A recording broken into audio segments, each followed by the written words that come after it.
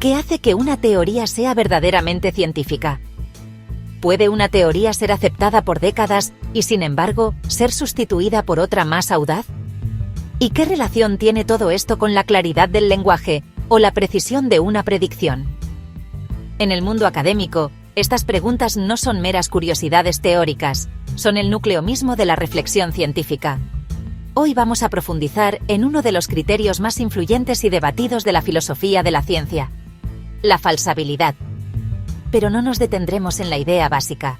Vamos a examinar lo que Karl Popper y Alan Chalmers llamaron el grado de falsabilidad. ¿Cuánto riesgo asume una teoría? ¿Cuán precisa es en sus predicciones? ¿Y cómo eso afecta su valor epistémico? A través de ejemplos como la mecánica newtoniana, contrastes con teorías pseudocientíficas y citas fundamentales, veremos por qué no basta con que una teoría pueda ser refutada. Debe exponerse a pruebas rigurosas con lenguaje claro y afirmaciones precisas. Si estás en ciencias sociales y te interesa distinguir el conocimiento riguroso del discurso vacío, este video es para ti. Comencemos. ¿Qué diferencia a una afirmación científica de una creencia personal o ideológica?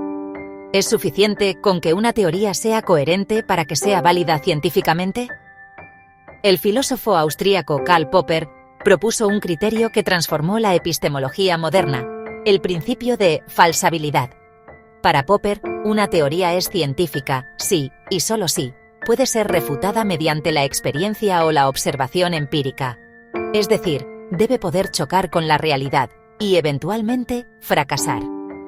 Una teoría es falsable si existe al menos una observación que pueda demostrar que es falsa.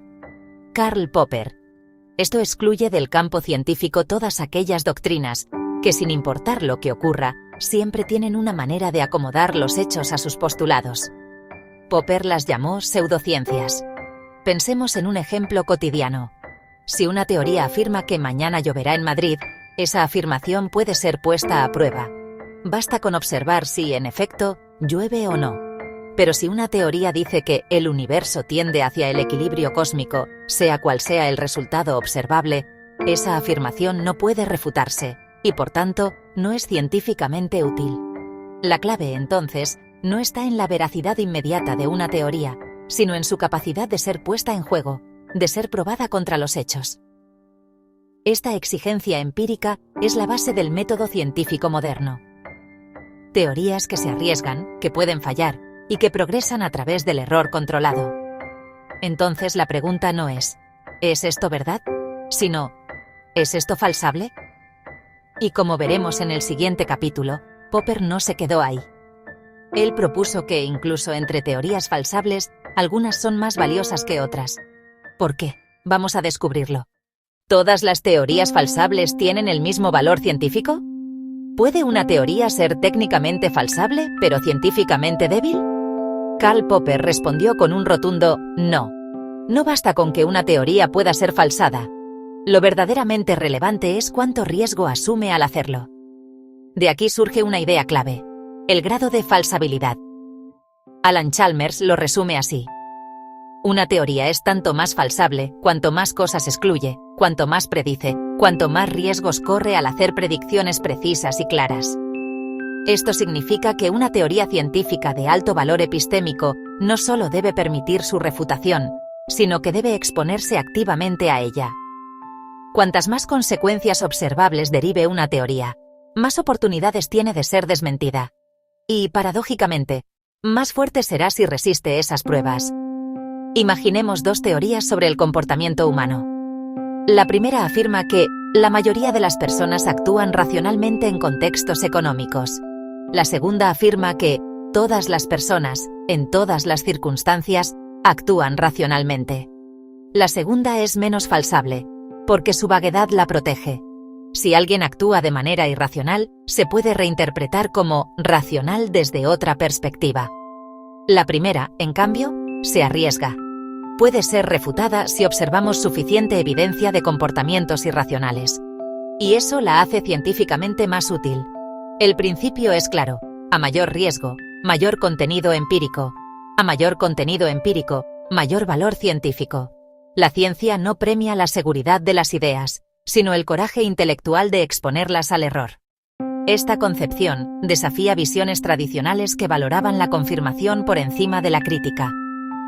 Para Popper, el progreso científico ocurre cuando una teoría se somete a las pruebas más rigurosas posibles y sobrevive. En el próximo capítulo, veremos por qué el lenguaje claro y la precisión conceptual son condiciones necesarias para que ese riesgo sea real. ¿Qué papel juega el lenguaje en la cientificidad de una teoría? ¿Puede una formulación ambigua proteger a una teoría de ser refutada? La respuesta es sí. Y ese es precisamente el problema. Una teoría solo puede ser falsada si sus afirmaciones son claras, precisas y operacionalmente definidas. De lo contrario, la ambigüedad actúa como un escudo contra la refutación. Alan Chalmers lo expresa con contundencia. Una teoría será más científica cuanto más claramente formulada esté y cuanto más restrictivas sean sus predicciones. Cuando el lenguaje es vago, una misma teoría puede ser reinterpretada continuamente para adaptarse a cualquier resultado, lo cual impide evaluarla empíricamente. Pensemos en un ejemplo.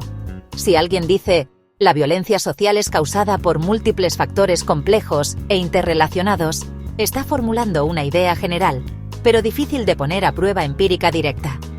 En cambio, si se afirma que el aumento del desempleo en más de un 5% incrementa la tasa de delitos violentos en zonas urbanas un 15% en el siguiente año, estamos ante una predicción concreta y mensurable.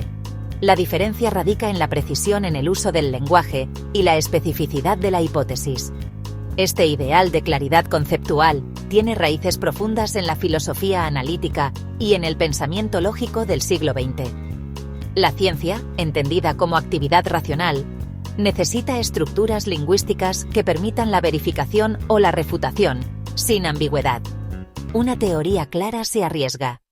Una teoría vaga se esconde. Por eso, en la tradición popperiana, la claridad no es un simple recurso estilístico, sino un requisito epistemológico. En el siguiente capítulo veremos cómo se traduce esto en uno de los ejemplos más célebres de la historia de la ciencia: la mecánica newtoniana. ¿Cuál es un ejemplo clásico de teoría altamente falsable, clara y precisa? ¿Por qué fue tan influyente la física de Newton, incluso antes de que existieran computadores o laboratorios avanzados?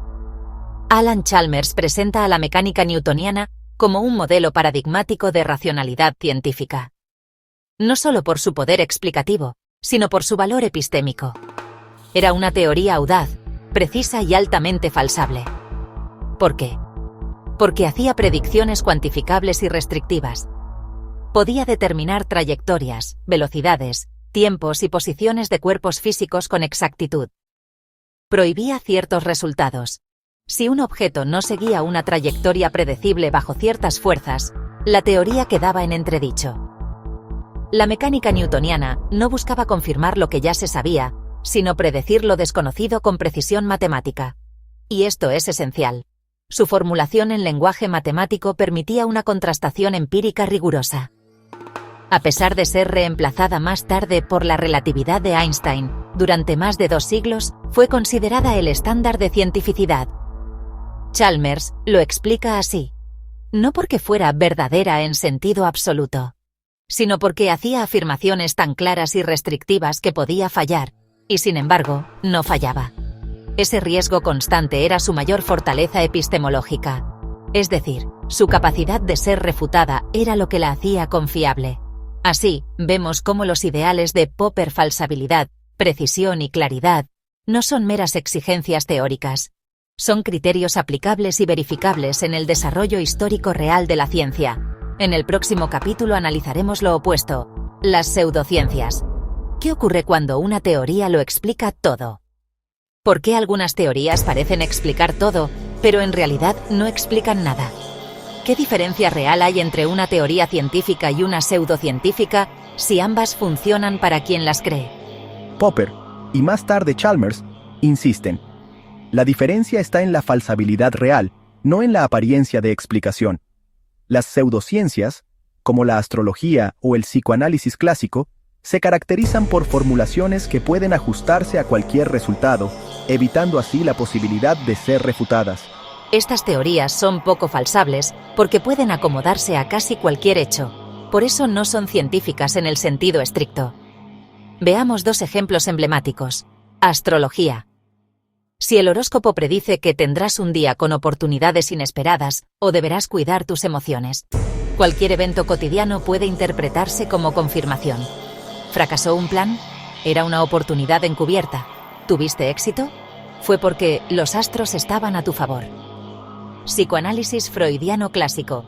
Si alguien actúa de forma agresiva, se dice que sufre de represión, pero si alguien actúa pasivamente también se explica como represión. La teoría se acomoda al resultado, sin importar cuál sea. Esto es un problema epistemológico. Si una teoría puede explicar cualquier cosa, entonces no explica nada en términos científicos. Una teoría que lo explica todo, en realidad no permite distinguir entre lo verdadero y lo falso. Estas formulaciones impiden el contraste empírico real. Su ambigüedad lingüística y flexibilidad interpretativa las hacen resistentes a la refutación, pero por las razones equivocadas. Esto no implica que estas teorías no tengan valor en otros contextos, clínicos, simbólicos o culturales, pero sí que carecen del rigor científico exigido por Popper y Chalmers. En el próximo capítulo, cerraremos este recorrido con el ideal metodológico. Una ciencia valiente, clara y dispuesta a arriesgarse a fallar. ¿Qué tipo de teorías impulsan realmente el conocimiento científico? ¿Es mejor una teoría que nunca falla, o una que se arriesga a fallar y sobrevive? Karl Popper propuso un modelo epistemológico exigente y profundamente racional. El conocimiento científico progresa no por confirmaciones acumuladas, sino por errores eliminados. La ciencia no busca probar que sus ideas son verdaderas para siempre, sino formular hipótesis claras, arriesgadas, y luego ponerlas a prueba rigurosamente. Alan Chalmers lo sintetiza así: una teoría que resiste pruebas rigurosas y que ha sobrevivido a intentos de refutación es más valiosa que una que no se arriesga a tales pruebas. Este es el corazón del ideal metodológico: osadía racional combinada con control empírico. Veámoslo paso a paso. Una teoría científica debe hacer afirmaciones claras, precisas y verificables. Estas afirmaciones deben exponerse a pruebas severas, que puedan potencialmente refutarlas. Si la teoría resiste dichas pruebas, gana provisionalmente valor epistémico. Pero ese valor siempre es condicional, nunca absoluto. Toda teoría científica está, por definición, abierta a revisión futura. El conocimiento científico no es infalible, es autocorrectivo. Este enfoque implica una actitud crítica y humilde. La ciencia no se define por tener la razón, sino por su disposición institucionalizada a aceptar que puede estar equivocada y actuar en consecuencia. En el último segmento, haremos una síntesis final de lo aprendido, y te daré una forma de continuar explorando estos temas junto a esta comunidad académica. ¿Qué hemos aprendido realmente sobre lo que hace que una teoría sea científica? A lo largo de este recorrido, hemos visto que el valor epistémico de una teoría no depende de su aceptación social ni de su coherencia interna, sino de tres pilares fundamentales. Primero, falsabilidad. Una teoría debe poder ser refutada por la experiencia. Segundo, claridad y precisión. Su formulación debe permitir el contraste empírico directo. Tercero, grado de riesgo. Cuanto más se arriesga la teoría a fallar, mayor es su valor científico. El grado de falsabilidad de una teoría es una medida de su contenido empírico y de su valor como teoría científica.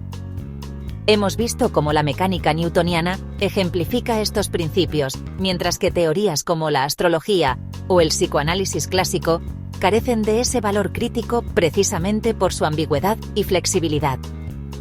Y hemos comprendido que el conocimiento científico, en la visión de Popper, avanza no por acumular verdades, sino por descartar errores mediante la crítica racional. La buena ciencia no teme equivocarse, teme no poder ser puesta a prueba. Ahora te invito a continuar este camino. Suscríbete al canal si quieres seguir explorando temas clave de epistemología, metodología científica y pensamiento crítico. Comenta abajo: ¿conoces alguna teoría en ciencias sociales que parezca explicarlo todo, pero no pueda ser refutada? Comparte este video con compañeros de clase o colegas de investigación, que el debate filosófico se expanda. Y recuerda, la ciencia no es perfecta, pero es nuestro mejor intento racional para entender el mundo, justamente porque acepta que puede estar equivocada. Hasta el próximo video.